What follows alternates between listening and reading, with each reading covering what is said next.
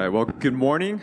It's good to be with you. I just got back from Mount Hermon last night, so really grateful for the time away to be with other believers. I'm really excited this morning. I have the privilege of introducing to you Pastor Sam Lee. Pastor Sam has been instrumental in my life, especially my journey in ministry. I was actually just thinking during worship. Sam was serving at Cerritos Baptist, where I grew up, when I first entered seminary. This was like 20-something years, maybe 20 years ago.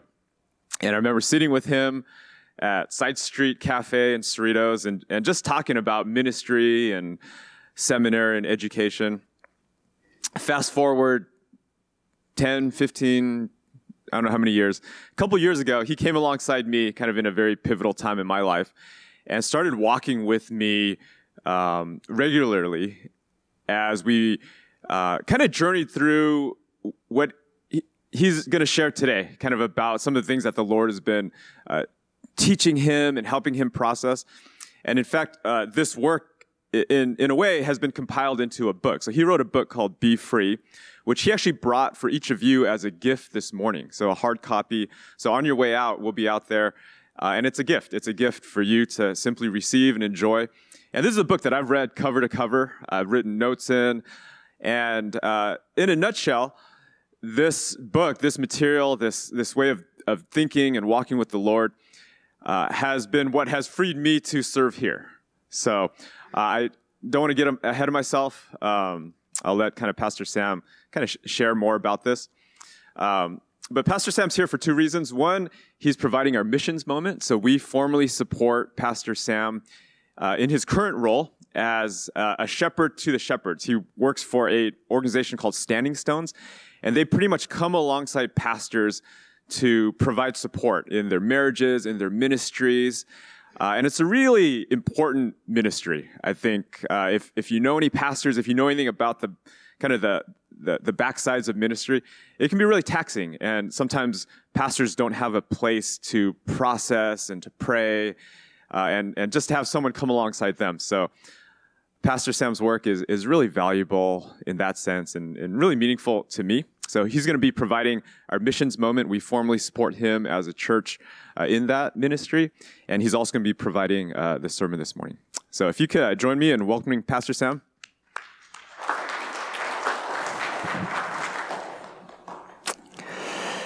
Thank you, Nick. I really am honored to come and to share with you. As Nick has shared, I've been walking together with him a while and just kind of praying through this whole process of him ending up here. And along the way, he's shared a lot with me about this church. And so even though I've never met any of you, I still feel like I know you. And I do feel very privileged here as we meet, and he's been sharing with me just about you guys. I've been really blessed because I felt like you're such a wonderful congregation. And as I was praying for you this morning, I felt like God was just really speaking to me just about your faithfulness. That you guys have been through so much, whether it's church-wise or life-wise or career-wise, in the journey the Lord has taken you through, but you've been so faithful and so humble. And I just really felt from the Lord just that he really wanted to express his heart that he sees you and just your faithfulness. And I really appreciate that personally, as one is walking together with Nick. And so before I got started with all this, my Standing Stone ministry and the message today, I wanted to express that to you and just how grateful I am to you. And so with that said, Nick shared a little bit about my ministry that I'm a part of. It's called Standing Stone Ministry. I was actually a pastor for about 25 years before the Lord called me into this ministry. And so this ministry, our tagline is Shepherding the Shepherds. Oh, here's my wonderful family here. So this is my wife, Susan, and my son, Isaac, and my daughter, Eden. My son is 21 and my daughter is turning 18 in a few weeks. So this is my lovely family. And so the next slide, we can go into looking at Standing Stone Ministry. And our tagline is Shepherding the Shepherds. And so the question that we always ask is, who in the church doesn't have a pastor? What's the only person in the church that doesn't have a pastor? It's the pastor, right? And so we try to step into that role of ministering to pastors. And so we come alongside with them. We care for pastors and care for missionaries and other church leaders. This ministry, it was actually started in 2001 by a couple, Jim and Debbie Hogan. Next slide, we have a picture of them. And they actually started this ministry because they were part of a church where Jim was on the board of a church, and he was best friends with the senior pastor of the church. And they served together for many, many, many years. And one day, the senior pastor came up to the board and eventually to the whole congregation and shared that he had a moral failure. And Jim and Debbie were devastated because not only did they serve together, but they were best friends. Their families were very close together. And what really was devastating to them was that they could not see this at all coming. They were totally shocked, and even though that they were so close to one another, they were totally surprised that this had happened. And at the same time, their adult daughter, who's going to a different church, this was a few months later, had the same thing happen at their church. Their pastor also had a moral failure. And then together as a family, they were just talking to the Lord and saying, why is this happening? Why is this, all of these things happening to your church, Lord? And then God spoke to Jim and Debbie and said, I want you to do something about it. And so what they did was, Jim was a businessman. He had a ranch in Colorado, and so he opened up the ranch as a retreat center, and he would invite pastors and their wives to come to the retreat center for a whole week where they would love on them, they would encourage them, care for them, but they could have a time to work on their marriage. And that's where Standing Stone had its beginnings as a marriage ministry. So they had couples come in, and then we had retreat shepherds that would host them and to love them, cook for them, encourage them, and then also give them time and space to engage and to work on their marriage. And so we did that for many, many, many, many years. About 6 or 7 years ago, the Lord started speaking to Jim and saying, this has been really great, but I want you to do more. I want you to have a greater impact. And so what we did was we started what's called a field shepherds, which is what I am. And field shepherds meet with pastors and missionaries one-on-one on a regular basis. So we started that about 6 or 7 years ago. Right now, we have about 200 field shepherds and then 40 retreat shepherds, the ones that do the marriage ministries. We're actually the largest organization that comes alongside pastors and missionaries. So even though that the field shepherd side is a lot shorter in terms of history, we've actually grown that the most. And so we're all across the nation. We're in 3 different countries. We're in Korea. We're in India. We're in Britain. So the Lord has really blessed this ministry and really given us an opportunity to come alongside those that don't have people coming alongside for them. So I want to just really share with you just kind of a little background why we got started in this ministry and why it's so important. So why is Standing Stone so important? Okay, so I want to share with you some different statistics that we've done, because we've done a lot of research in terms trying to care for pastors and leaders. And the first statistic is 65% of pastors don't have one trusted friend. Okay, when you read that stat, it might sound kind of surprising that they don't have one trusted friend, but if you understand what happens in the life of a pastor, that their life comes consumed in terms of the church where they're involved with. All their friends are part of the church, all their interactions part of church. And so as a result, if they have problems in the church, they have no one to share with, not even their spouse. I meet with pastors and they share that they can't share these things with their spouse because their spouse is also a member of the church. So they don't want them to have a bad kind of feeling or heart towards the church, so they can't even share with their spouse. So there's a lot of things that they're holding and carrying that they don't feel free to share with anyone. And so the first statistic is 65% of pastors don't have one trusted friend. 59% of pastors don't feel qualified to lead. Okay, I work with seminary students, and this is especially true, maybe even more so with those that are just starting in ministry. So this might be kind of a surprise because we don't present ourselves that way, but really this is the way that the pastors feel. 59% don't feel like they are qualified to lead. 90% of pastors say ministry is completely different from what they expected. And I know this is true for me. When I first came in, I had all these different ideas of what it was going to be like. 90% of the time, it was totally different from what I expected. Okay, 50% of seminary graduates leave the ministry within the first 5 years. Okay, 50% of seminary graduates leave the ministry in the first 5 years. Like I said, I work with seminary students, so I work at Talbot. So I go there every semester and share these kind of statistics with those that are graduating and starting into ministry.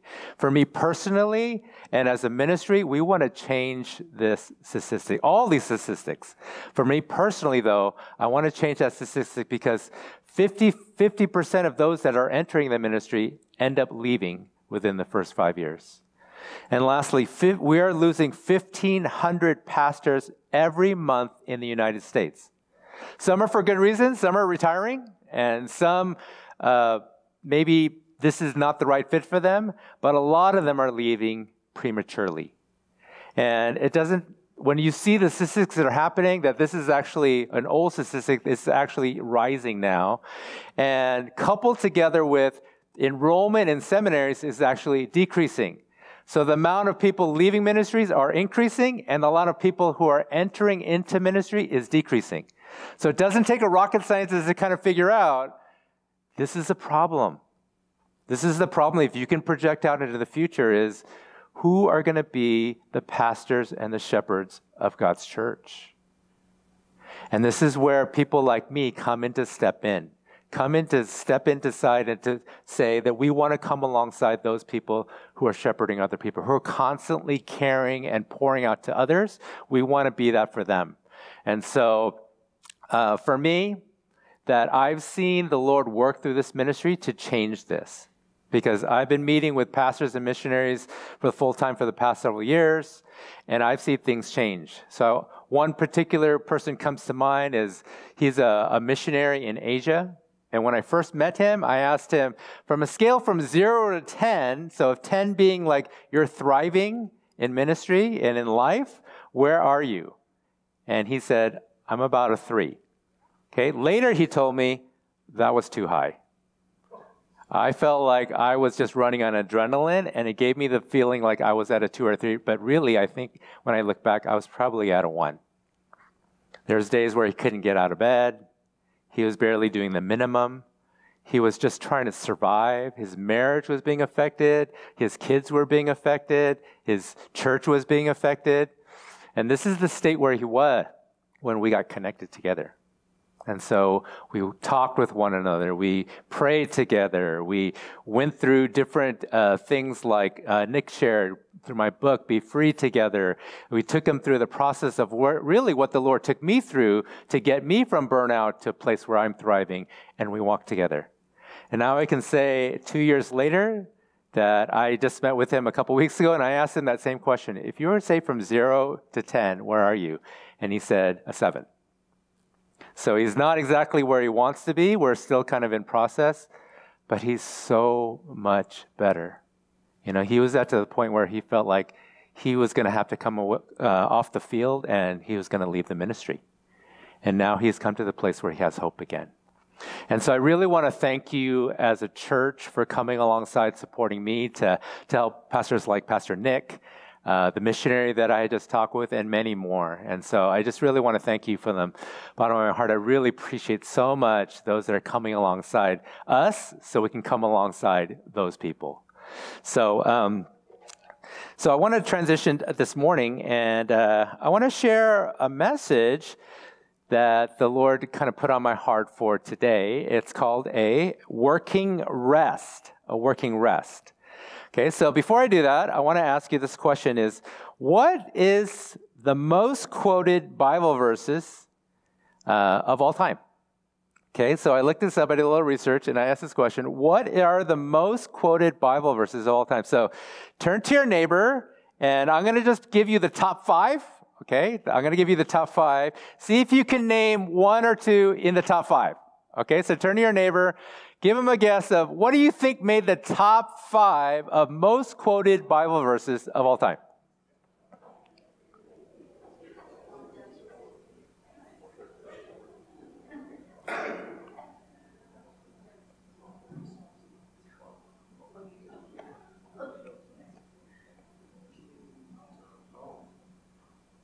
Okay, why don't we come back together and we'll have a reveal to see if yours made the top 5. So look, if we bring that up. Number 5, Genesis 1:1. All right, we got someone over here. In the beginning, God created the heavens and the earth. Number 4, Philippians 4:13. I think I heard that over here. I can do all things through God who strengthens me. Romans 8:28, one of my personal favorites. God causes all things to work together for the good of those who love him or are called according to his purpose. Jeremiah 29:11, for I know the plans that I have for you, plans to prosper you and to not harm you. And John 3:16. Okay, it's not as much anymore, but this used to be like everywhere. Like in sporting games, they would have it like in the end zone, big John 3:16, and this would be everywhere. But even now, I feel like this is one of the most quoted and the most popular verses that even non-Christians are familiar with, and it's really the gospel message that God sent his son for us. I wanted to talk to you about another verse that I looked it up and I wanted to see if it made this list, but it actually didn't.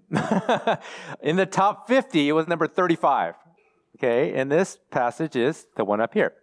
Matthew 11, verses 28 through 30. This is one of my favorite verses. And let's read it that. Okay, it says, "Come to me, all who labor and are heavy laden, and I will give you rest. Take my yoke upon you and learn from me, for I am gentle and lowly in heart, and you will find rest for your souls. For my yoke is easy and my burden is light." Okay, so if you've gone to church a while, familiar with being a Christian, you've probably come across this passage.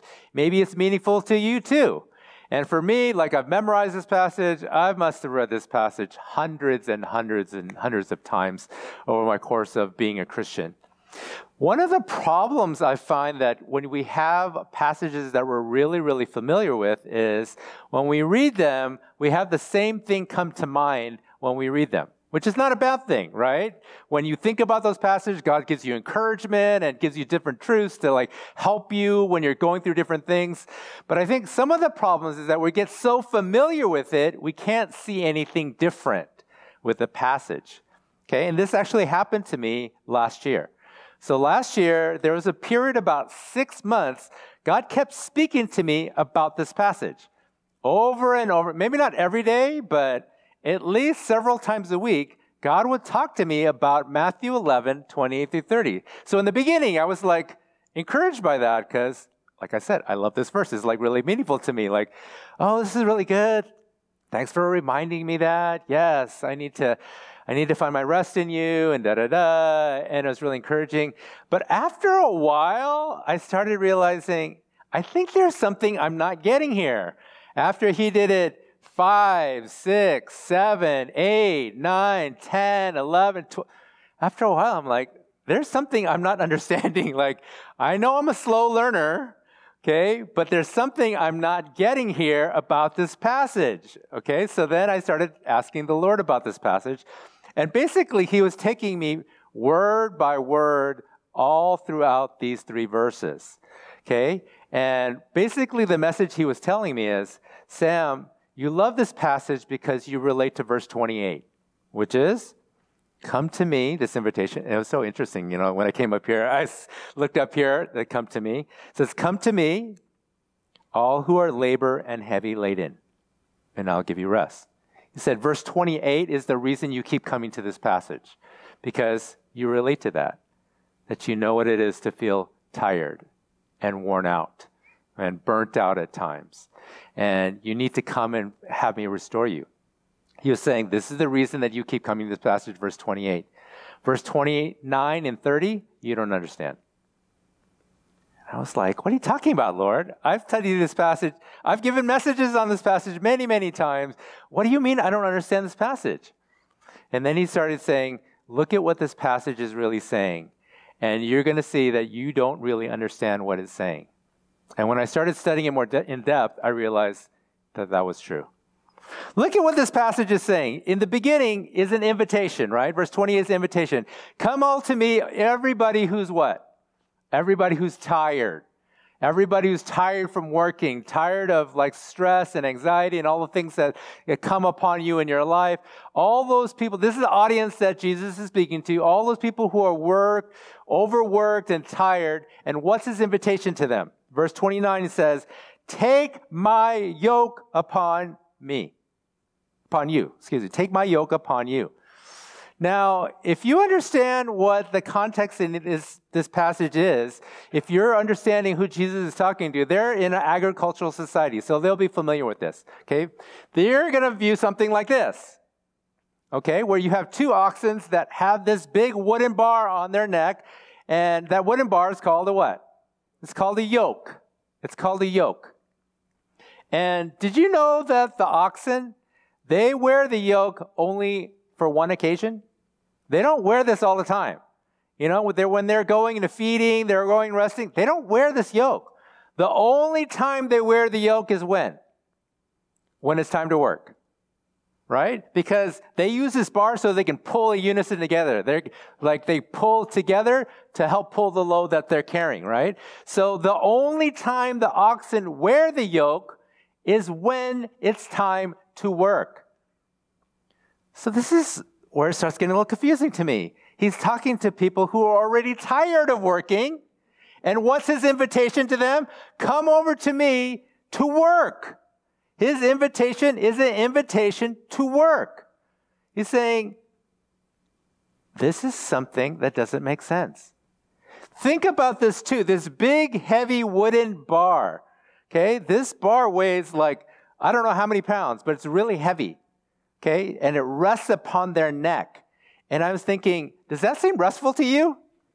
Right? You're tired and worn out and you're physically beat up. And then he's saying, come and take this big, heavy wooden bar and come put it on your neck. Does that sound restful to you? It doesn't sound restful to me. And I was looking at Jesus' invitation. I'm thinking, this doesn't make any sense. Why is he telling people who are really tired and worn out to go and to work? His invitation. So then this is what the Lord was telling me as I was going through this passage. He's saying, number one, you don't understand what it means to rest because you think resting means no work. I was like, yes, that's exactly what I was thinking. Exactly what I was thinking. But he said, obviously that's not true. Because his invitation is to work, and what's the result of working? Rest. Take my yoke upon you and learn from me, for I'm gentle and lowly in heart, and then you will find rest for your souls. He's saying there's something you don't understand about rest, because you think rest means no work. He's saying, obviously that's not true, because his invitation is to work, and what is the net result? It's rest. He's saying, number one, you don't understand what it means to rest. Number two, you don't understand what it means to work. You don't understand what it means to work and having a work that produces rest. And that's why he says, you need to learn from me.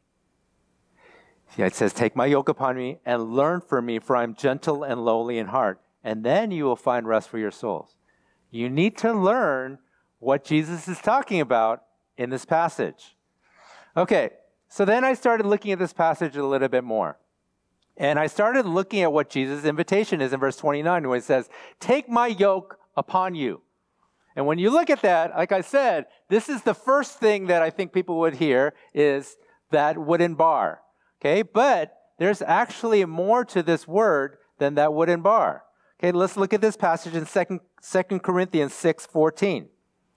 This is where Paul says, he says, do not be unequally yoked with unbelievers. For what partnership has righteousness with lawlessness, or what fellowship has light with dark? Paul is saying, and if you've heard this passage before, usually when do they talk about this passage? they talk about this passage about being unequally yoked in marriage. Have you heard that before? In your marriage relationship, don't be unequally yoked. But when I look at this passage actually doesn't talk about marriage at all. Okay, even though I've used it this way, I've heard many pastors use it this way, it actually doesn't talk about marriage. But so why did they use this passage in terms of marriage? Well, take a look at it. It says, don't be unequally yoked with unbelievers. For what partnership has righteousness with lawlessness, or fellowship with light with darkness? That word that's translated unequally yoked is actually one Greek word that's made up of two words, heteros and zugos. Okay, that's one word made up of these two Greek words. Heteros, which means a different kind. Okay, like heterosexual versus homosexual. It's a different kind. And zugos, which is yoke. So that word literally means don't be connected or yoked together with a different kind. So is Paul telling us that we shouldn't have any kind of relationship with non-believers? Is he telling us we shouldn't be connected together or have any relationship with the world, with those that don't know Jesus? Is that what Paul's communicating here? Of course not. Then what is he saying? He's saying you can't have a deep, intimate relationship with them because there's no common ground for that kind of intimacy and connection. And that's why it's used in the context of marriage. Shouldn't build your marriage or your connection upon that type of foundation because it's of a different kind. But what he's saying here is not that you don't have a relationship with them, with unbelievers, but that you don't have an intimate, close connection and relationship. So when he's talking about yoke, this is what he's talking about, an intimate, close relationship. So when we go back to Matthew 11, when Jesus says in verse 29, take my yoke upon you, that's the same word, zugos, as what Paul uses in 2 Corinthians chapter 6. It's the same word, this close, intimate relationship.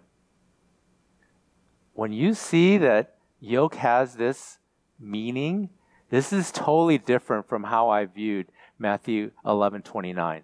When Jesus says, take my yoke upon you, what is he doing? He's inviting you to come and to have an intimate, close relationship with him, to be connected together.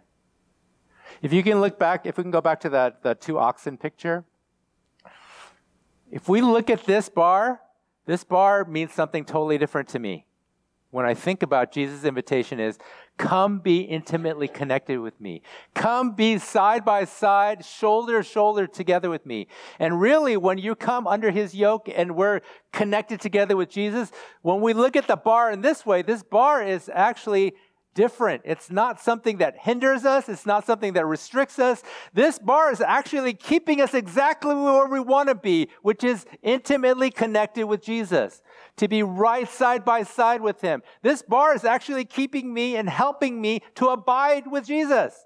It's actually helping me keep me exactly where I want to be. I want to be with Jesus. I want to be connected with him. I want to be intimately connected with him in his presence. I want him to be so real and alive in my life that he feels like he's side by side with me. That's where I want to be. And if that's where you want to be, then his yoke helps you to be exactly where you want to be. Side by side with Jesus. Intimately connected, intimately yoked together with Jesus. When you see the yoke in this way, then you understand what Jesus says in verse 30 when he says, my yoke is easy and my burden is light. Why is that true? Because this is just keeping us exactly where we want to be. This is not a heavy weight for us to carry. This is not something that's additional burden that he puts on our shoulders. This is keeping us exactly where we want to be. This is the key to be able to work and have work that produces rest. You have to see what Jesus is inviting you to. Yes, it is to work, but ultimately it's an invitation for intimacy. Come be connected with me. Come and be with me. Come be intimately fellowshiped, connected with me. Come be yoked together with me. When we understand this way, then we can understand better what Jesus' invitation is in Matthew 11.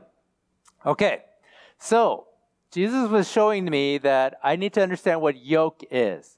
But then he actually had me take another step backwards.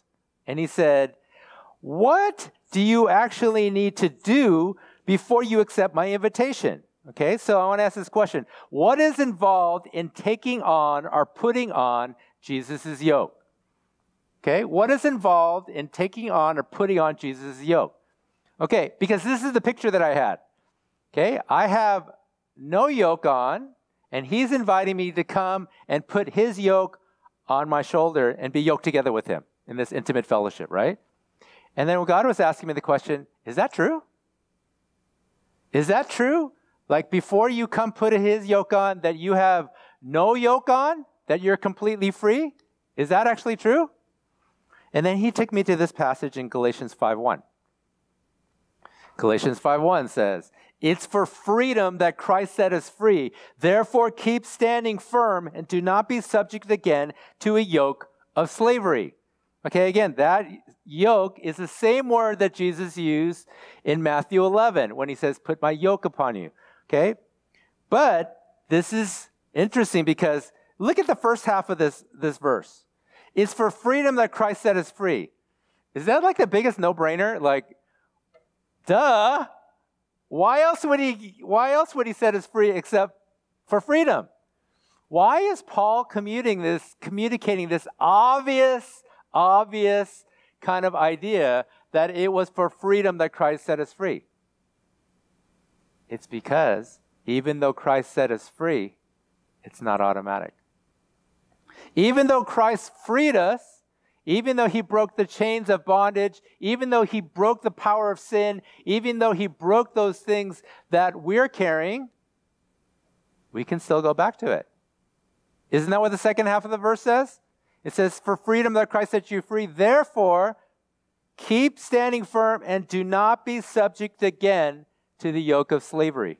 In other words, he said, he freed you from being a slave. He took off the shackles. That sin is no longer your master. You're actually freed from that master. That you're actually a free person now. So what is he saying? Now go act like it. Go act like you're free. Don't go back and put the shackles back on and then go under in slavery again. This is what Paul is saying. That's not why he set you free. He didn't set you free so you could go back and be enchained again. That's not the reason Jesus died on the cross and broke the power of sin and did all those things in your life so that you could go back and put the chains on again. That's what Paul is saying in Galatians 5:1. It says, that's not the reason he set you free. He set you free so you can experience freedom. That's why Jesus set you free. He did not set you free so that you could go back and put on that yoke again. He didn't set you free so you can go back and put on the yoke of slavery again. Now, what does that mean when we put on the yoke of slavery again? What does that mean? Well, if you go back and think about the imagery of the oxen, that they're going and they're pulling this load together, right? So if you have your own yoke, right? You have your own yoke that has your name on it, and you're going and pulling the load. Who's carrying all the load? You are. Who's in control of where the cart is going? You are. You're in control. If you're talking about your own yoke, where this is your yoke, and you're pulling this load together, you're in charge. You're in the driver's seat. The cart's going to go wherever you want to go. You can turn left, it's going to go left. You can stop. You can go to the right, it's going to go to the right. You're in complete control. But all of the pulling is going to come by you. This is what it means to have our own yoke on our shoulder. And this is what I believe Paul is talking about, saying, don't do this. Don't go back and put that yoke on, because Jesus actually freed you from having that yoke, where you have to carry everything yourself, where you have to put everything on your shoulders. Everything is your own responsibility. If you don't do it, nobody's going to do it. If you don't make it happen, nothing's going to happen. You are in complete control. Is that a good thing? Everything is your own responsibility. Is that a good thing? The whole weight of everything in your life that's sitting in the cart that you're pulling is all your responsibility. It's all your own doing. Is that a good thing? Jesus is saying, come unto me, all who are laboring and heavy laden. And the reason we're heavy laden is because we have our own yoke.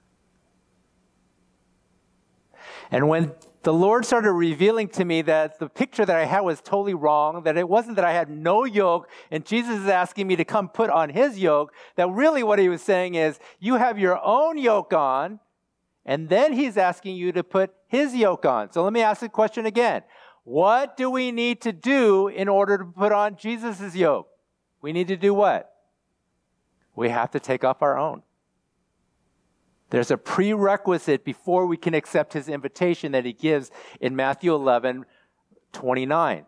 To take on his yoke requires us to take off ours. What does that mean? What does that mean for us to take off of our own yoke? We need to give up control. We have to give up control. We have to give up being in the driver's seat. We have to give up dictating what happens in our life. We have to give up dictating what happens in our ministry, in our workplaces, in our families. We have to give up control. You know, this is very interesting when the Lord showed me this, because he showed me that throughout my whole Christian life, you know, I've had my own yoke on. And it's tiring carrying your own yoke. It's a heavy load. And so what I would do is I would ask God for help. Isn't that the right thing to do? Isn't that the Christian thing to do when you're feeling tired and weary? It's like, Jesus, help me. But really what I was doing is, what was I asking God to do? Can you come and help me? Can you come and join my yoke? I have my yoke and it's too heavy. It's too hard for me. Can you come help me? And what I'm asking him to do, to come help me, can you come and join my yoke and help me pull this load? This is what I was doing. And I realized this is not Jesus' invitation. Jesus' invitation is not for us to come and for him to come join our yoke to give us rest. This is not where rest is going to come from. You might have momentary rest, because I think he does give grace and he does help us with, but that's not his invitation. His invitation is, lay down your yoke and then take mine. Take my yoke where I'm the driver and I'm pulling the load. This is my invitation to you. This is his invitation to you this morning. Will you take off your own yoke? Are you tired of you having your own yoke on your own shoulders? You could be even pulling the load with other people. And we think we're doing the Christian thing by asking God to help us. But really, I think that's not the prayer we want to be praying. In fact, there's two help me God prayers. One is good, one is not good. The good prayer is, God help me because I can't do it. I need you to do it. That's the good help me prayer. The not good help me prayer is, God, I need your help. You need to help me do it. You see the difference? We want the first one that says, I want to give up control. I want you to do it. We don't want the second one, which is, Jesus, come to my yoke, where I'm still in control, where I'm still dictating what's going on in my life, but you're helping me.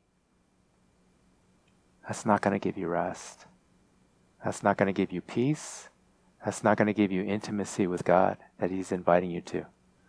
His invitation is, take my yoke on you. Take my yoke where I'm in control and I'm pulling the load. You know, this is not easy. This is not easy to do. When I realized what the pre-invitation requires, like even before I accept his invitation, like I have to do something first, which is I have to take and lay down my own yoke, and I realized this is hard. It's hard giving up control. It's hard laying all those things down. It's hard doing that. And I started talking to the Lord about that. Lord, you need to help me because this is so hard giving up control. Maybe you're like me, where you try to do it, where you like lay down things. Like I lay down my wife to you. I lay down my kids to you. I lay down my future to you. I lay down my present to you. I lay down my burdens to you. I lay them all down. And then what do? Pick them back up. And I put it back on my shoulder. How many have done that? How many have done that? Many times. I've done that so many times where I've taken off my yoke, put it on the ground, and the next day I found out, oh, it's back here again. What happened? How did that happen? I already laid it down. And this is where God was telling me, you need to lay it down and keep it down. Because if it's not down long enough, you can't put his yoke on. You have to give up control and to realize this is actually a good thing. This is actually a good thing. Now, when the Lord started telling me that, he started saying, you need to correct your idea of what what I'm asking you to do, because you think it's a really hard thing. And what Jesus was telling me was, this is not a hard thing. And you think about it logically, right? What is he inviting you to do? He's inviting you to come be yoked together with him, where he's doing all the pulling for you. He's doing all the work for you. He's empowering you. He's directing you. He's leading you. He's bringing you to a place of intimacy together. That's what he's inviting you to. Is that hard? Is that hard when God is doing everything for you? Is that really hard?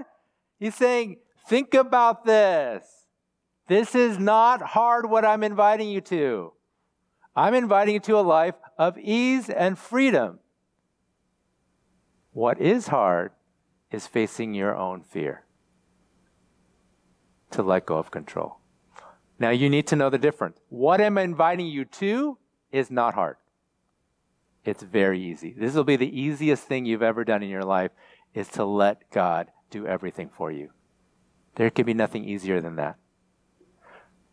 What is hard is dealing with all of our fear, to let go of control so that he can do that easy thing for us. And then he said, you need to start seeing things differently.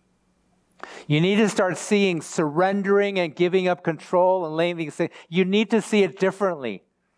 And I won't go for the whole process because there was a whole journey the Lord's been taking me in for the past 5 years. But I'll give you one of the images that the Lord gave me. Okay, one of the things that was hard for me to lay down was my own kids. It was hard for me to lay them down. I would always pick it back up. And then the Lord, I was praying one day, and the Lord kind of gave me this picture, right? And in this picture, I'm lifting up my son Isaac and my daughter Eden. I'm kind of lifting them up as high as I can. So my arms are outstretched, and I'm lifting them up like this. Okay, it's kind of like an out-of-body moment where you're kind of looking at this, and God's saying, look at yourself. You know, look how short your arms are. It's so funny how God was talking to me. He's like, look how short your arms are when you're lifting them up. Then he said, wouldn't it be better if you put them down so I can lift them up? And then that realization come to me. This is how we're supposed to look at surrender and giving up control. Is we lay things down so he can pick it up. Now, there's some things we lay down that are going to go away. But there's other things in our life we're going to lay down so he can lift them up. If there's things harmful in our lives, yeah, we want to get rid of it. We want to lay it down and have it be cast aside. But he's saying, there's so many things in your life that I want you to lay down that are not to be thrown away. Because that was my picture. I'm going to give it up and I just cast it aside. I have to be willing to give it up for Jesus. I'm going to lay it down and it's going to be thrown away. And then he asked me, I want you to lay down your wife. Do you want me to throw her away? I want you to lay down your kids. Do I want you to throw them away? No, that wouldn't make any sense. Saying, then you need to have a different view of what it means to lay things down. You lay them down not to throw them away. You lay them down so I can lift them up higher than you can. And this is the way he wants us to view surrender and giving up control. Because you think when you surrender, think about the word surrender. It sounds like you lost, doesn't it? I surrender. I give up. I'm waving the white flag. I'm crying uncle. I give up. I tap out, right? We feel like surrender is a loss. And that's when God needs to change your perspective, which he did mine. Surrender is not a loss. Surrender is a gain. This is what Jesus meant when he said, when you lose your life, you'll gain it. When we lay it down, it's so God can lift it up. His arms are so much longer than yours. You can't lift them high enough for where the Lord wants to take them. And this is what he was telling me about my own kids. You can't lift them high enough. Your arms are too short. Lay them down so I can lift them up. And so I want us just to close right now and ask the Lord this question: what do you want me to lay down? What's been heavy on my own shoulders that I've been carrying and trying to be in control? What are the things that I've been trying to dictate, whether it's my health or my children or my marriage or my ministry or other things in my life? What's those things that are really heavy on my shoulders that I've been trying to control? And then I felt like it's up to me. And when God brings those things to mind, his invitation to us is, lay them down. Lay them down so I can lift them up. Lay yourself down so I can lift you up. Lay down everything that's important in your life so I can lift them up, so you don't have to. So we want to thank you, Lord, for your invitation to us to put your yoke on, to take our yoke off, and then to put yours on, so that we could find rest for our souls. For your yoke is easy and your burden is light. Thank you, Lord, for your invitation to us this morning. In Jesus' name, amen.